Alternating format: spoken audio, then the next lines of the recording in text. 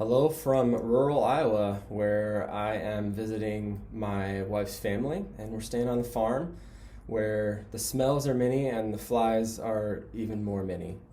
And my soft SoCal city self is really being challenged here.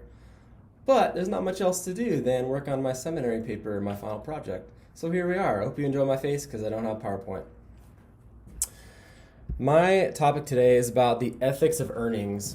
I'm specifically looking at the question, how do workers balance focus on profitability with concern for stakeholders? I got interested in this ethical issue as I was talking with my two interviewees, Matt and Lance. Lance works at a medical device company as an engineer who designs medical devices for back surgeries. Matt works as a sales engineer in a contracting company that does large security and safety systems installations, like multi-million-dollar jobs. So as I went along talking with these guys, I realized that this was a dilemma, and I realized how easy it can be for morally upstanding people to do unethical things for many different reasons. Though at first, and as I was even most of the way through my paper, it seemed like, oh, maybe this is a simple thing, but I found out later that it wasn't. For Matt and Lance, fortunately, it's much easier for them to work ethically because of their workplaces. Their bosses and their company culture really encourage ethical behavior, even when there is the possibility of loss. And the possibility of loss is real when acting ethically.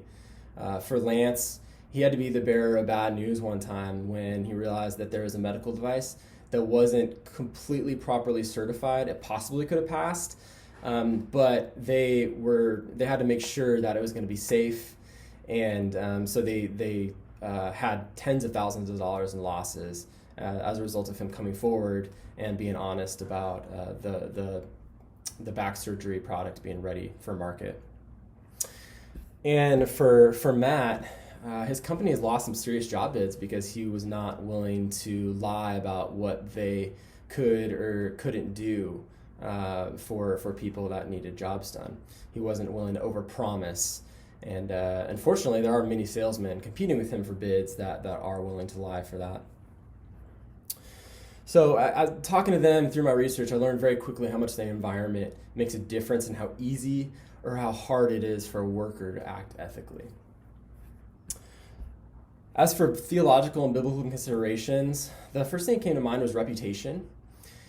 God is obviously cares a lot about his own reputation, his name, as it says in the Word. Reputation is important for him, as it should be for the Christian worker and any worker, for that matter. Proverbs 22:1 says, "A good name is to be chosen rather than great riches, and favor is better than silver or gold." The second biblical topic is greed, and this very much permeates everything that we're talking about today. 1 Timothy 6:10 says, "The love of money is the root of all kinds of evil. Some people, eager for money, have wandered from the faith and pierced themselves with many griefs, as have many companies." And the stories we've read about corporate downfalls time and again were because of misaligned values of money. Third biblical topic is concern for one's neighbor. The parable of the Good Samaritan talks about Jesus. Jesus shares the parable of the Good Samaritan to expand the Jews' understanding of who their neighbor is. And so the worker has to ask, who's my neighbor? That's an important question. As they ask it, would it mean just some other employees, their bosses, their shareholders, people within the company whose well-being is directly tied into the well-being of the company? Or is it also customers, the surrounding community, even global economy, which more and more people around the world are affected by one business's decisions in today's global economy? And now some relevant principles from ethical theory. I think the most obvious thing that comes to mind is shareholder versus stakeholder theory. Basically, the difference between these two lines of thought are, on one side, is my sole responsibility to bring profit to the company and its shareholders, shareholder theory, or do I need to be concerned not just with revenues, but also about the well-being of outside stakeholders? These are people like the community, the environment, being fair to other players in the economic system. What is commonly observed is that businesses running solely on self-interest, those simply concerned about company profits, strict concern for shareholders, they tend to think, well, they often think more short-term. Perhaps there's pressure to make quarterly sales goals, as their stock price can go up and down quite quickly based on the goals they make from quarter to quarter. The more they get focused on this goal, the more likely they are to get in trouble ethically, as the pressure comes from the top down and really builds a culture of pressure, of just focus on earnings. And the more businesses focus on this, it erodes trust with people they might do business with in the future. So it has short-term gain, but long-term loss. Also, most importantly, this philosophy is further from the Judeo-Christian worldview than stakeholder theory, which both of those tend to value concern for neighbor in addition to self. Well, they definitely value concern for neighbor in addition to the self.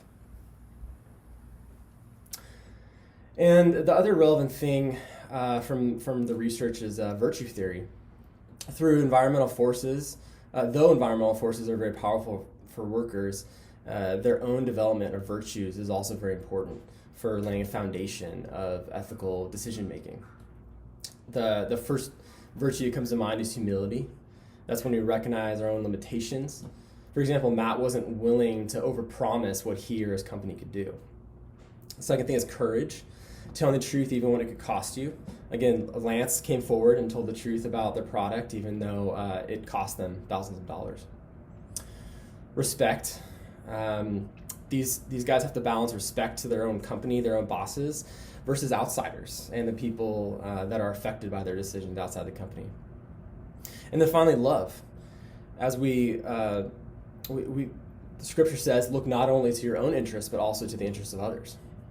Love helps us have regard for others when it doesn't necessarily benefit us. So virtues help us recognize ethical issues, and they help us not just be a product of our surroundings, but be an active participant. And so some recommendations now based on these findings for the workers who encounter a conflict of interest between company revenue and outside stakeholders. Again, develop virtues. You need to build a foundation. You need to build some moral muscles. It will help you understand situations you might get yourself into and not be blindsided or not just be blind to things that are going on around you that could just be in your environment. The ethical worker in this situation would ask questions like, is this the right thing? Who could be hurt by this? How might this affect our reputation, our relationships with outside stakeholders? And we also must be aware of our surroundings. Research found that even moral people can easily be caught up unwittingly in an unethical company culture. And that's because things like peer pressure are really strong. And when people are frantically looking for earnings, focused on one goal, we can easily miss things that may be going on around us, questionably ethical things happening. So we have to be asking, what are my company's motivations? The big red flag again is noticing that it's all about earnings, right? Is there a lot of pressure about earnings?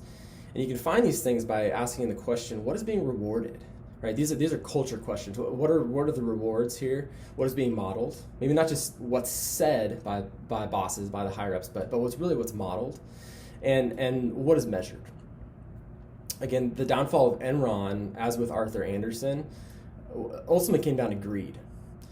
Their motivations became all about profits, and the truth was bent, and it was really a profits at all costs sort of situation for both of them. But also sometimes when, in many situations, workers need help from outsiders as well. Sometimes we need others to help with our awareness, and that's both inside and outside the organization. The concept of groupthink is extremely powerful. Moral people can get easily caught up in it. And so we need an ally within the organization, someone I know that wants to act ethically as well and help me recognize problems and have the courage and support to take a stand when I want to take a stand ethically. And also having someone outside, an outside observer to check on your thoughts and help you get outside the narrow scope of your work environment. And then also the worker, when there's this kind of conflict of interest, has to ask, when do I get out? When do I leave? Some of the questions that you might want to ask are, am I misaligned by people in the company for making ethical decisions? Secondly, how strong is the pressure to make profit? Third, do I have any power to change culture? Which many people see that as pretty impossible to change company culture by yourself, especially if you're not very high up in the company. And then what kinds of my values are being challenged? If there's central values and that are being challenged at the highest level, at an organizational culture level, it could be time to get out. So in summary, from my research about the tension of focus on profit, concern for stakeholders, the biggest factor that came up again and again is greed. The corrupting influence of money it's thick. Earnings are important, right? I don't want to mitigate that. Companies that are profitable can help a lot of people, lifting some out of poverty, creating jobs. They need profits to even keep jobs, improving lifestyles. But we have to keep in mind that money can corrupt. There's a strong allure for that. Even for companies that start with great moral foundations, even have very moral values written into their code. Fortunately for my friends, Lance and Matt, when they were faced with hard ethical issues, they were in no way punished or misaligned or maligned for taking the moral high road. I work with college students, and those interviews, as well as the research and everything I've done for this project, has taught me to think about how I can help my graduates know what to look for, the kind of company they might want to work for, and to think critically also about what does love for my neighbor mean in a corporate environment. Like when I'm working, when I'm doing business, like who are my neighbors and how do I love them well? To be constantly asking those questions. And finally, to check my heart constantly in regards to attention for money. The word says the heart is deceitful and desperately wicked. And so we need to be constantly checking in on it. Thanks for listening, guys.